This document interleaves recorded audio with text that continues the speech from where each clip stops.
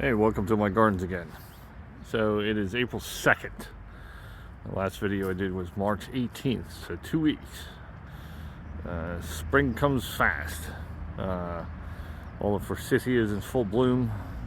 I have my broccoli,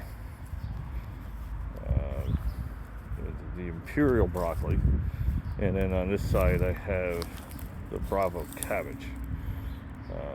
And I have a Navajo sedum that I snapped off last year and it seems to be coming back. So 2 weeks I put in some hellebora. I got a couple more I got to put in. I had heather here, and it does well, then it doesn't do well, and then it's filled with leaves and part of it dies out, and it was time to go. So 9 bark, it's a native plant to New Jersey. Gets about 5-6 feet tall, 5-6 feet wide. So it'll be a good plant here. It's good for heart shade, and even in shade it'll do well. I'll show you my Oregon grape holly.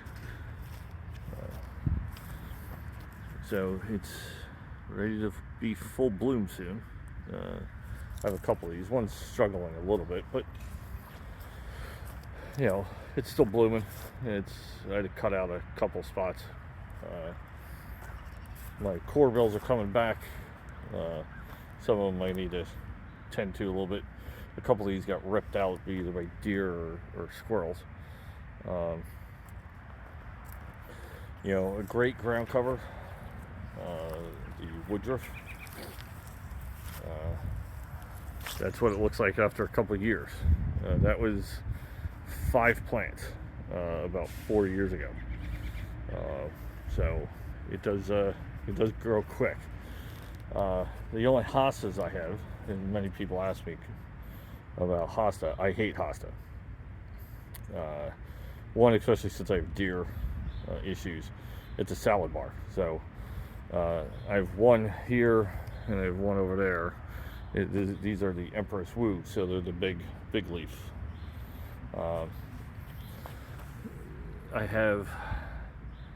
It's a ground orchid. It's a very interesting plant. It's good, part shade. My lily of the valleys are coming up. In this section I have white and pink. You can see them popping up.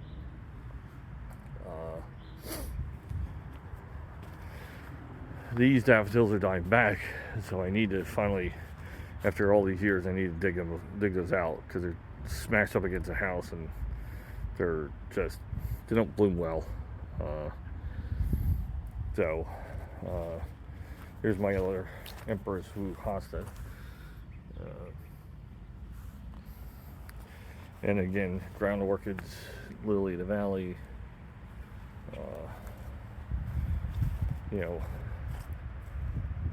Back here is dead shade. My bluebells are coming back. My Solomon seal, it's a little early. Hopefully I didn't lose that one too. I lost a bunch of them. Lungwort's coming in good. Jacob's ladder, the buggleweed. I have a couple. These are oak leaf hydrangeas. I have 3 over here. It's the only really hydrangeas that do well. I have not had good luck with hydrangeas. Here's 2 that we have, and they're supposed to be dark purple. Can't get them. Change the soil. The pH is right. They just won't turn, and they don't bloom well. So we just keep trying. Now these daffodils, interesting story. So If I go back here quick. So that stack of daffodils has been there for as long as the other stack. It's just different sun exposure.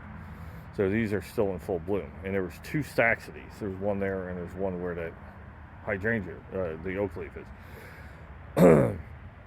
So I took those out to be able to put that hydrangea in. And I moved them over here. Now the lesser known thing is it's the same plant. I didn't change anything. Soil's the same. You know, my soil in every garden is exactly the same. And those are yellow coned standard daffodils. Granted, they're 2 feet tall. These last year when I moved them, they bloomed with a white back and a dark orange cone. So moving them at a certain time, you can force a color change. So it'll be interesting to see what color they are this year. See if they go back to the traditional yellow, or if they keep that same coloration. I got to get my hyacinths in the ground. So the big change you'll see from the last video is the candy corn spirea. These are a little later because you get a little bit of shade from the house. You know, my helleborus are just huge this year with, you know, dozens of blooms on all of them. But the candy corn spirea, this is how they come out in the spring. You know, like I said, these are still, you know, got a lot of growth that needs to push out. But so it'll come out bright red and it'll go to a little red and orange, and it goes to that one. That one's way ahead of everybody else. So it's interesting. My phlox are blooming. All my roses are doing well. You know, I've cleared out my mistake, as I noted in my last video. My plumbago, I've taken it all out. Granted, I know it's going to come back, and I'll just have to deal with it as it does. So I have a bunch of different ideas for here. I put in it's a smaller allium, candy corn spirea.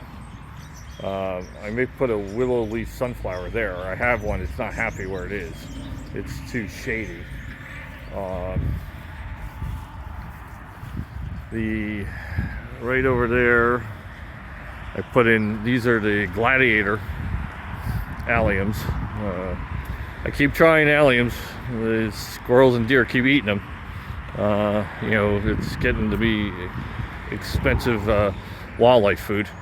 But we'll see. You know, these are the 5-footers. And then I got another iris, of course. These are the idols. You know, all the peonies are popping up. You know, everything's going. You know, I have all these flags because I have this and I don't know what it is. We'll see. You know, it doesn't look like a normal weed that we get. So I usually let it grow out and let it tell me what it is. You know, that's the fun part. You know, worst case, I shove it in the pot and then figure it out later. But everything's coming in. You know, my Asiatic lilies are coming up. You know, crepe myrtle's still early, and my other one over there is nothing growing on it either. Where is that? There's another flag. So, Asiatic lily, not sure where that came from. You know, but all my lilies are coming up, you know, inside my bee balm. And this is, there's another lily coming up. You know, you gotta watch where you step in my gardens. So this is a raspberry wine bee balm. So this gets about 5 feet, and the Asiatic lilies are 5-6 feet. So it's a great look when they both come in together. As you can see, I love yarrow. I have 9 different colors. It's a great fill plant. It's not much you have to do. I trim them back. You know, if they get too big, thin them out, transplant it. I'm gonna cut this section out. Just kind of round that garden out a little bit. I've never liked the way I had it cut. I'll show you another section, you know. So yeah, my phlox is blooming, you know. The variegated irises are popping up. My Amethyst Falls wisteria is starting to push out. See if I can get a, there you go. All my lilies are coming up. It's still too cold to bring out my dahlias. They're all packed away. This is the funny one. So a number of years ago, we had a raised bed, concrete, you know, block raised bed in the front. And even years before that, there was a locust tree growing in it. We had the tree taken out and took the garden out to build this. That lily disappeared there. I never planted it. It had to be in a transplant from a, you know, squirrel, you know, bird, whatever. And it's one of my favorite lilies, mostly because of the coloration. You know, it's a Trigon lily. It's also one of my favorites because it was free. So here's the big change. The orange line. So everything behind the orange line, and you can see the coloration difference. I was going to rip this section out. I still might. So you can see the lawn coloration difference. I didn't fertilize that. The green edges is from the fertilizer from the gardens, where the rest of the lawn is dark green. You can even see the difference in our property line on both sides. And my neighbors always wonder how I'm able to do that. You can see it over there in the distance. It's because I fertilized our lawn with a organic fertilizer. That's 13-13-13 about 3 weeks ago. So beginning of March, and planted around a lot of rain. So yeah, I'm gonna rip this whole section out and just expand the gardens. I'm still contemplating when they get here, I may have them cut this out too and just, you know, round it there. But it's spring is close. Everything's coming out. Granted, today, right now, you know, it's 6:22. It's 48 degrees right now. So it's cold here today compared to, and you see all my friends.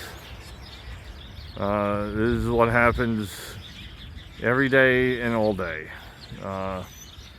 There's so much traffic of birds of many varieties, including woodpeckers. You know, we get a lot of starlings, purple grackles. You know, it's endless. I put out suet. Yes, I feed the squirrels critter food to keep them from eating all my bulbs and my other plants. So, and they're gonna fly away now because, but yeah, so, you know, all of my roses are pushing, my clematises are coming out. I have the one there I needed to take out.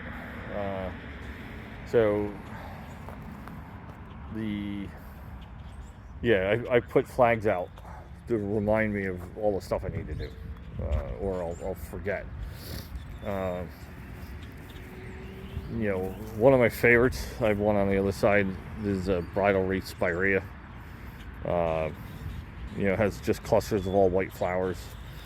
I put in, I don't remember if I put those in the last video in the back. Those are thornless blackberries. Granted, I'm not gonna get any blackberries because the birds will steal them all. You know, but, you know, maybe I might get one or two while I'm working out here. roses. So the idea of this one, I started last year. So the Dublin Bay, which is the one in the front, is a very deep red rose. And then the English rose in the back, Teasing Georgia, is a cream and white rose. They're both 20 footers, so they're climbers. So the idea is to fill this whole arbor and intertwine the two together. So when it's in full bloom, you'll have the two different colors together. So that's the intent. Kind of like what I did there. The one on the left is a painted red rose with a white swirl, and then on the right is a pale pink rose. So they come out together, and I've weaved them so they actually go to about here and then over to here, so the roses intermingle at the top. It's a pain, but it's a lot of work, but it's worth it because it's a great photo op for people. So my blueberries are coming in. Hopefully they survive, because the ones I put in last year died because of the horrible weather we had. But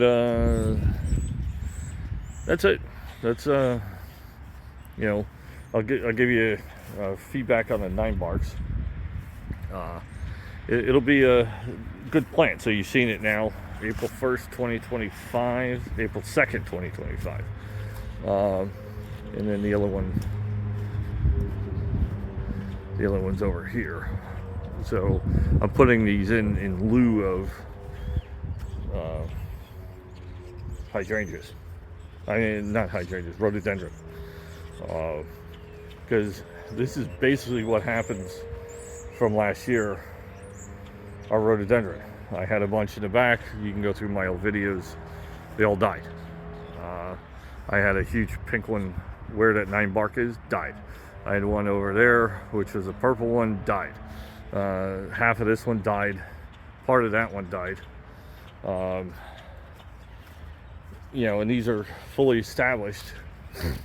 And the one up front is probably 40 years old, and I lost half of it. And I've talked to many gardeners here in New Jersey. Rhododendron died last year. The combination of the heat, the no rain, the continued no rain. We didn't have rain here for almost pretty close to 3 months in the summer. And no matter how much you water, it doesn't matter. So keep watching. Hopefully this week or next week this will all come out, and everything will start popping up even more. Like I said, I have corbels over there. I gotta get them in. But yeah, I got a couple ideas for different plants here. I have 2 peonies over on the patio that are purple, and I'm waiting to put them in this new area. But yep, this is it. It is April 2nd. If anyone has any questions, just leave me a comment. Like my videos. I'm going to try to do a lot more this year. If you have anything specific you want me to go over, like a type of plant or what to do with it, just ask me a question. Leave it in the comments. I've been doing this for a long time. I love the cottage garden style. I'm not a traditional gardener, far from it. I love color, and I want an area of interest all the time, everywhere, which is tricky. So, but thanks for watching, and keep watching for new videos.